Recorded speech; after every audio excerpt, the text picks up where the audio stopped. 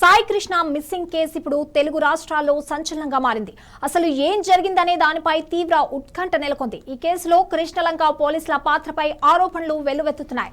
సాయి కృష్ణ తల్లి విజయలక్ష్మి ఇచ్చిన ఫిర్యాదుతో ఈ కేసు మరింత కీలకంగా మారింది. కొడుకును పోలీసులు చిత్రహింసలు పెట్టి చంపారని, ఆపై మృతదేహాన్ని రహస్యంగా దహనం చేశారని ఆమె ఆరోపిస్తున్నారు.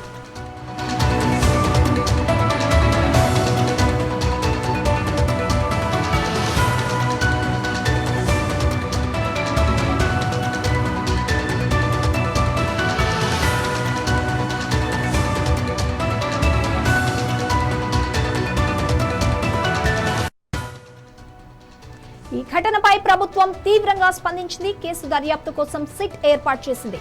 దీనిపై మరింత సమాచారం మా ప్రతినిధి కృష్ణ అందిస్తారు. కృష్ణ, ఈ కేసుకు సంబంధించి ఇంకా ఏం అప్డేట్స్ వచ్చాయి? పోలీసులు ఏం చెప్తున్నారు?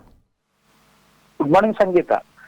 ఆంధ్రప్రదేశ్ లో సంచలనం సృష్టించినటువంటి కృష్ణలంక పోలీస్ స్టేషన్ ఏదైతే లాకప్ ఆరోపణలు ఎదుర్కొంటుందో, ఈ స్టేషన్ యొక్క రోజుకి అంటే ఇక్కడ జరిగినటువంటి లాకప్ డెత్ గా పేర్కొనబడుతున్న ఏదైతే ఈ కేసు ఏదైతే ఉందో సాయి కృష్ణ కేసు రాష్ట్ర వ్యాప్తంగా ప్రతిరోజు కూడా కొన్ని కొత్త మలుపులు అయితే తిరుగుతున్నట్టు చూస్తున్నాం.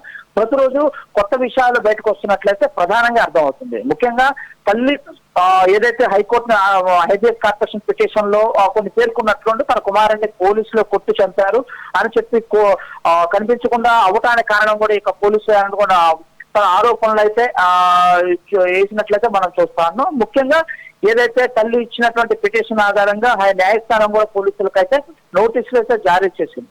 ఈ నెల 29వ తేదీ కల్లా సాయి కృష్ణ ఎక్కడున్నాడు మా ముందు ఆధారపరచాలని చెప్పేసి, దాంతో పాటు కృష్ణలంక పోలీస్ స్టేషన్ లో ఉన్నటువంటి సీసీ కెమెరాలతో పాటు హార్డ్ డిస్క్లు, ఆ బ్యాకప్ కు సంబంధించిన అన్ని కూడా న్యాయస్థానం ముందుంచాలని ఇప్పటికే ఆదేశాలు జారీ చేసిన నేపథ్యంలో ఇప్పటికే పోలీసులు అయితే దీన్ని సీరియస్ గా తీసుకున్నారు. ఈ కేసుకు సంబంధించిన అన్ని సీసీ ఫుటేజ్లతో పాటు హార్డ్ డిస్క్లు, బ్యాకప్లకు సంబంధించిన అంత డేటా మొత్తం కూడా పోలీసులు ఈ రోజు ఫీల్డ్ కవర్ లో పెట్టి న్యాయస్థానం ముందుంచినట్లు మనకు ప్రధానంగా తెలుస్తుంది. అయితే కృష్ణ, ఇక్కడ సిట్ ఐజీ రవి ప్రకాష్ కూడా ఉన్నారు.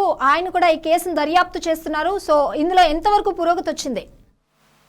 ప్రస్తుతానికైతే ఇప్పటికే సాయికి ఏదైతే ఆ లాకప్ డెత్ చేశాడు అంటూ ప్రధానమైన ముద్దాయిగా A1 గా ఆ కేసు నమోదు చేసినటువంటి మాజీ సర్కిల్ ఇన్స్పెక్టర్ నాగరాజ్ తో పాటు మరికొంతమంది పోలీసుల పైన కూడా ఈ కేసు అయితే నమోదు చేయబోతున్నారంటూ వారిపైన కూడా సంపూర్ణమైన దర్యాప్తు అయితే ఇప్పటికే అయితే సాగుతున్నట్లు చూస్తాను. ముఖ్యంగా నాగరాజు ఒక సేఫెస్ట్ ప్లేస్ లో ఉంచి విచారణ చేస్తున్నట్లు అర్థమవుతుంది. ఏ క్షణమైన మాజీ సర్కిల్ ఇన్స్పెక్టర్ నాగరాజును అయితే అరెస్ట్ చేసే అవకాశం ఉంది. నాగరాజు తో పాటు మరికొంతమంది కానిస్టేబుల్ తనకు సహకరించారు అనే కానిస్టేబుల్ పైన కూడా కేసు అయితే నమోదు చేస్తున్నట్లు చూస్తాను. ముఖ్యంగా ఈ దర్యాప్తు అంతా కూడా దీంట్లో ఏదైతే సిట్ అయితే దీనిలో అప్పచెప్పటము, అదే విధంగా ఈ సిట్ లో 3 ఐపీఎస్లతో పాటు ఒక అడిషనల్ ఎస్పీ కూడా ఈ సిట్ లో అయితే ఉన్నారు.